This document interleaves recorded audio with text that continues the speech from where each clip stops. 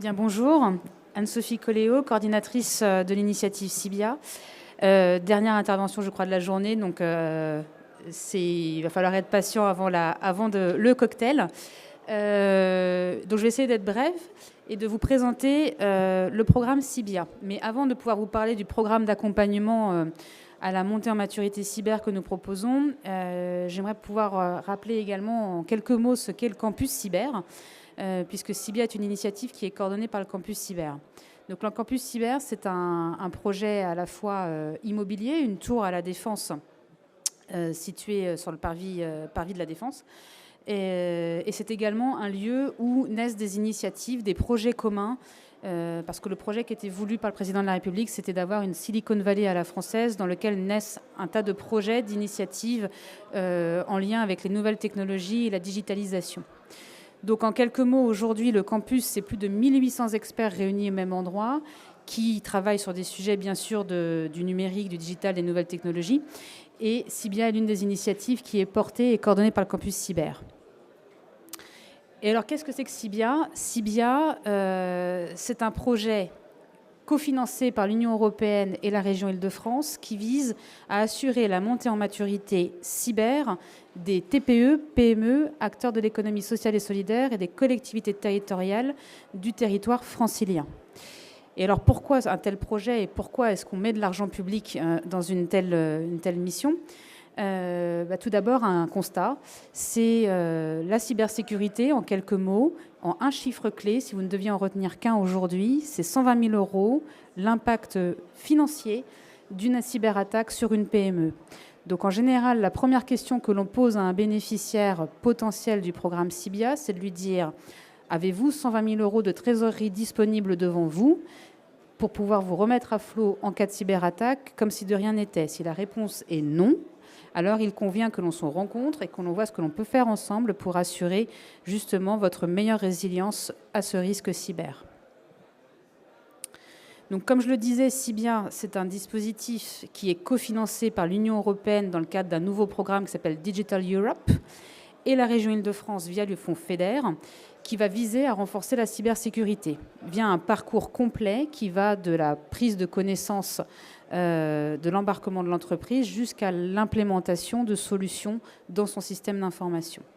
Un projet piloté par le campus cyber avec le soutien de 10 partenaires stratégiques et qui offre un accompagnement qui est aujourd'hui sans reste à charge pour nos bénéficiaires du territoire francilien.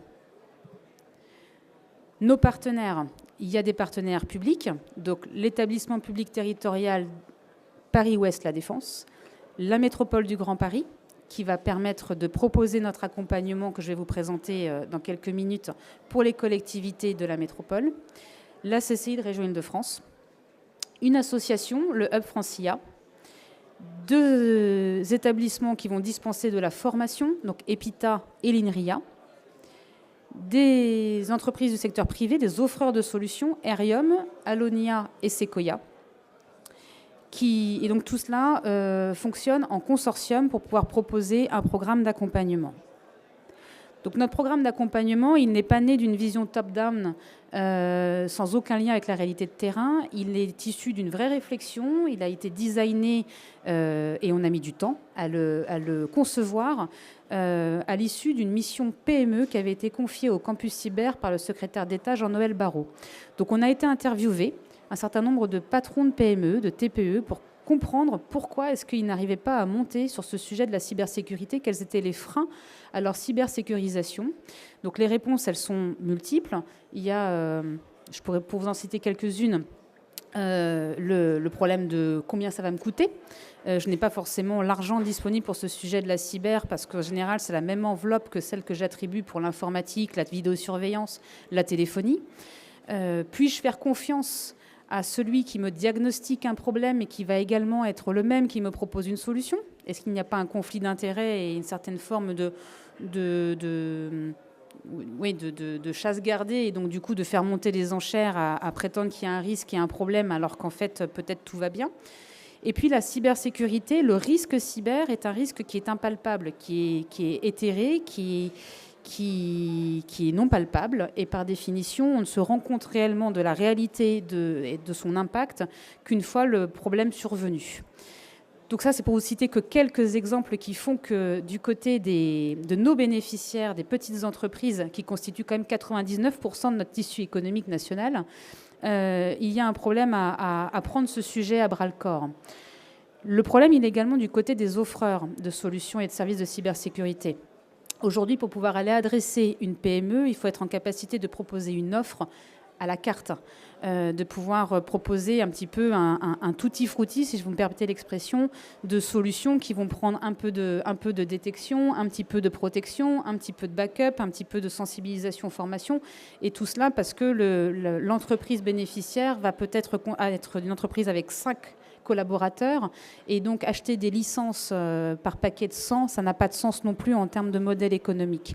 Donc du côté des offreurs, il y avait une incapacité à pouvoir déployer des ressources pour la prospection de ce marché, qui pourtant est colossal, et la réalité du besoin qui, elle, existe bien réellement. Donc notre parcours, en 4 étapes, il a été designé pour répondre à ces quelques problématiques que je viens de vous citer. Et avant de vous parler de la première étape, qui est celle de l'embarquement, de l'onboarding, on a voulu aussi fixer, et j'y ai mis un point d'honneur, un premier rendez-vous de 15 minutes par téléphone avec le chef d'entreprise pour déjà définir avec lui l'éligibilité de sa structure au programme sans reste à charge Cibia. Parce qu'il convient de ne pas lui faire perdre du temps à lui faire remplir des formulaires, parce que c'est un reproche qui avait été fait aussi à beaucoup de programmes et dispositifs d'accompagnement et subventionnés. On remplit des tas de documents, on fournit des tas de justificatifs pour se rendre compte finalement, après des heures et des jours de travail et de tracas administratifs pour avoir retrouvé les bons justificatifs, qu'en fait on n'était pas éligible au programme. Donc on a voulu simplifier cette démarche. La première des choses, c'était de se dire on passe 15 minutes, on pose des questions, on coche les cases, et tout de suite, au bout de 15 minutes, vous savez si vous allez être éligible à un programme sans reste à charge ou si vous aurez un reste à charge pour être accompagné au sein de Cibia. Ça, c'était déjà la première réalité à prendre en compte, le temps du chef d'entreprise. Si tout est bon et on tape dans la main et que vous avez envie d'avancer dans le programme Cibia, on passe ensuite à l'étape d'embarquement. Donc l'étape d'embarquement, nous de notre côté, nous allons analyser de manière extérieure. Il n'y a plus d'écran. Votre entreprise, donc un scan de surface d'attaque externe. Donc il y a un vrai travail derrière d'analyse, et finalement on va mener un peu un travail comme si on était des attaquants. Bien sûr, nous on n'attaque pas, le système d'information, on se rend compte juste de qu'est-ce qu'il y a comme porte ouverte, comme fenêtre ouverte, qu'est-ce qu'on voit, qu'on ne devrait pas voir, et on arrive à ce rendez-vous d'embarquement avec ça en poche. Et on ne va pas aborder ce rendez-vous d'embarquement par le prisme de la cybersécurité, on va l'aborder d'abord par comprendre qu'est-ce qu'est l'entreprise en face de nous. Quelle est la vision du chef d'entreprise? Où est-ce qu'il veut emmener son entreprise? Comment il se positionne dans son panorama concurrentiel? Quelle est la structure même de ses collaborateurs? Est-ce qu'on est sur un turnover très fréquent? Est-ce qu'au contraire, les collaborateurs ils font toute leur carrière? Parce que ça va dimensionner notre compréhension de la prise en compte de qui on a en face de nous et comment est-ce qu'il est capable de prendre en compte le sujet de la cybersécurité dans son contexte à lui, dans sa réalité de l'entreprise. Et à l'issue de ce rendez-vous, donc on se déplace dans l'entreprise pour se rendre compte aussi de l'environnement physique dans lequel évolue notre bénéficiaire. On va présenter ce que nous avons vu à travers tout notre travail externe comme porte ouverte, fenêtre ouverte. Et là, il s'agit de vulgariser le sujet de la cybersécurité, de montrer que finalement, ce n'est pas quelque chose de très complexe. C'est un peu comme Monsieur Jourdain qui fait de la prose sans le savoir. Quand on explique les choses, qu'on les vulgarise, finalement, ça a la portée de tout le monde de comprendre que, ah oui, ces informations-là, elles n'auraient pas dû être disponibles pour tout le monde, donc il convient qu'on fasse quelque chose et qu'on sécurise cette brèche-là. À l'issue de ce rendez-vous d'embarquement qui dure à peu près une demi-journée, on va proposer un diagnostic qui va être adapté au niveau de maturité et à la complexité du système d'information du bénéficiaire. Donc, pour faire simple, on a 3 packages de diagnostics différents, 3 parcours différents, bronze, argent, or, qui vont dépendre de cette maturité et cette complexité rencontrée. Donc, on suit une méthodologie qui est une méthodologie pour les moins matures, moins complexes. On va utiliser le référentiel Mon Aide Cyber, qui est un référentiel simplifié avec une priorisation de 6 actions à mettre en œuvre dans les 6 mois qui viennent et qui a été développé en entrepreneuriat de l'ANSSI, ou un diagnostic plus complet, plus poussé, qui est issu, lui, du plan France Relance et qui a été remanié pour être adapté pour un public de PME par l'ANSSI, la DGE et la BPI. Donc on utilise le même référentiel que ces acteurs étatiques. L'idée du diagnostic, c'est vraiment de faire un 360 degrés de l'environnement, du système d'information de l'entreprise, du niveau de sensibilisation des collaborateurs. Donc ça va juste d'un niveau simplifié, Mon Aide Cyber, jusqu'à un niveau plus complexe avec de la réalisation de bug bounty ou de pen test pour les plus complexes et les plus matures. À l'issue de ce diagnostic, on a un plan de restitution avec une priorisation des actions à mettre en œuvre. Ces actions, elles sont définies, bien évidemment, là aussi, je refais le lien avec mon rendez-vous d'embarquement. Si lors du rendez-vous d'embarquement, on sait que le chef d'entreprise ne peut allouer une enveloppe budgétaire que de 5 000 € à l'implémentation de solutions de cybersécurité, on ne va pas aller proposer un schéma et des préconisations à 20 000 €. Ça n'aurait pas de sens de proposer quelque chose qui ne puisse pas correspondre réellement à la réalité de l'entreprise. Donc on propose ce plan de restitution avec une priorisation des actions. En gros, qu'est-ce qui est le plus vital, urgent à mettre en œuvre et qu'est-ce qui correspond aussi à l'état des dépenses et des investissements que l'entreprise est en capacité de pouvoir réaliser pour ce faire. Et comme on a voulu aller plus loin que la simple recommandation de il faudrait déployer une solution de backup, de sauvegarde, on a au campus cyber initié une démarche d'AMI pour constituer un catalogue d'offres de services et de solutions de cybersécurité pour les PME. Et donc ce sont ces solutions que nous proposons à nos bénéficiaires d'implémenter chez eux. Et donc la dernière étape de notre parcours, l'étape qu'on appelle de pérennisation, est une étape où on cherche à articuler le dispositif Cybia avec d'autres dispositifs de financement qui permettraient de cofinancer ou de subventionner l'achat, l'investissement de solutions de cybersécurité. Donc les valeurs de Cybia, c'est bien sûr la confiance, c'est-à-dire que de bout en bout, vous allez avoir un expert qui est dédié à votre accompagnement.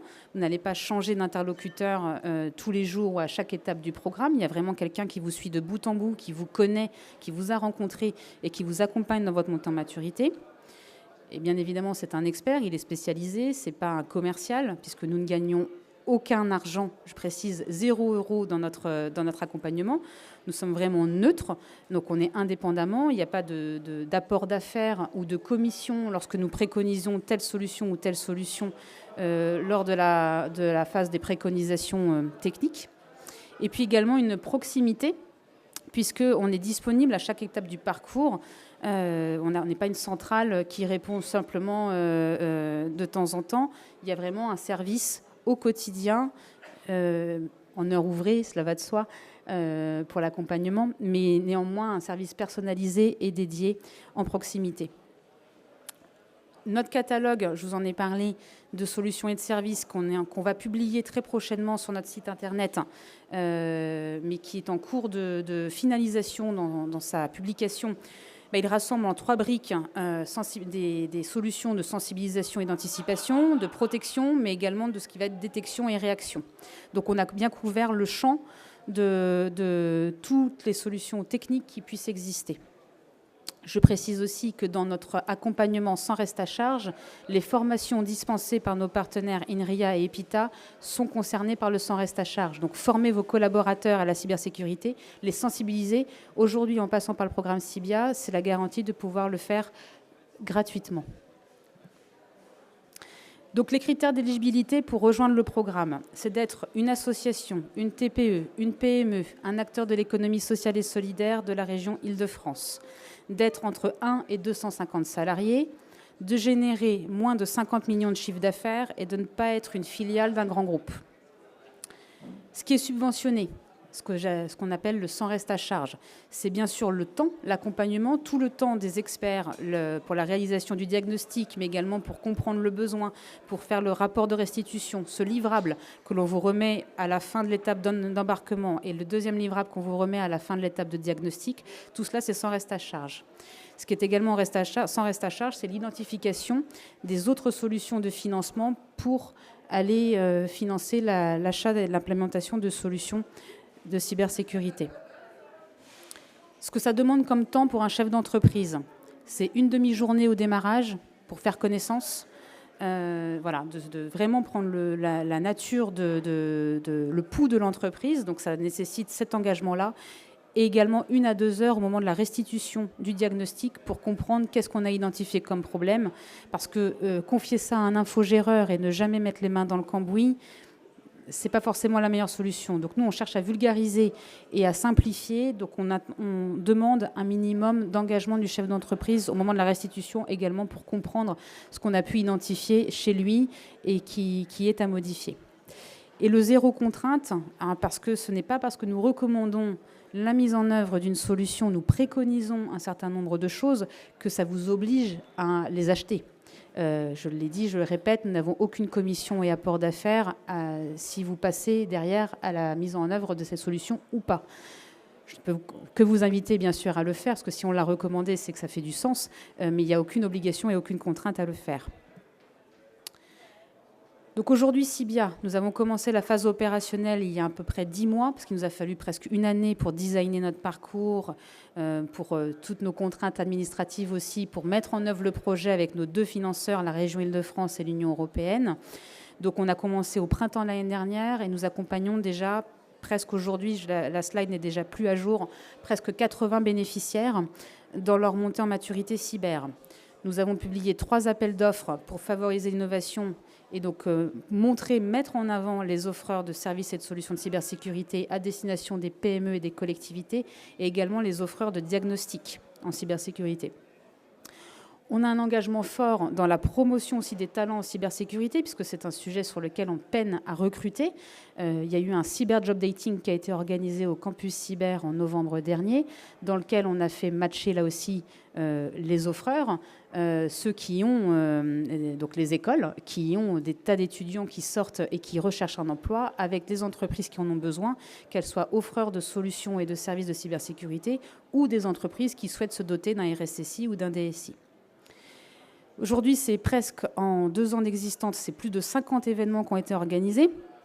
On est toujours ultra friand de pouvoir participer à des tas d'événements pour promouvoir justement ces sujets. Donc ça va des ateliers de qu'on appelle cyberprotect, où on met en cas pratique finalement en utilisant des outils de serious game. C'est quoi la cybersécurité? Quelles traces on laisse derrière soi sur Internet pour sensibiliser les gens? Donc on fait déjà une première action de sensibilisation à travers ces ateliers-là. Et puis ça peut être également des petits déjeuners, des conférences, des salons, une série d'événements variés où tous les jours quasiment il se passe quelque chose. Donc si vous avez une envie, des projets, n'hésitez pas à venir nous voir après pour qu'on puisse en parler et organiser des choses conjointement. Et nos événements emportent la satisfaction générale, puisque rien que sur nos ateliers Cyberprotect, on a 87% des personnes qui ressortent de ces événements-là qui se disent satisfaits parce qu'ils y ont appris quelque chose, ils y ont découvert vraiment un aspect, ils ont été sensibilisés à un risque qu'ils n'avaient pas forcément identifié au préalable. N'hésitez pas à aller sur notre site internet, nos actualités prochaines, nos événements, tout y est. Notre parcours, vous le retrouvez également. Et je me tiens à votre disposition pour répondre à vos questions. Merci beaucoup.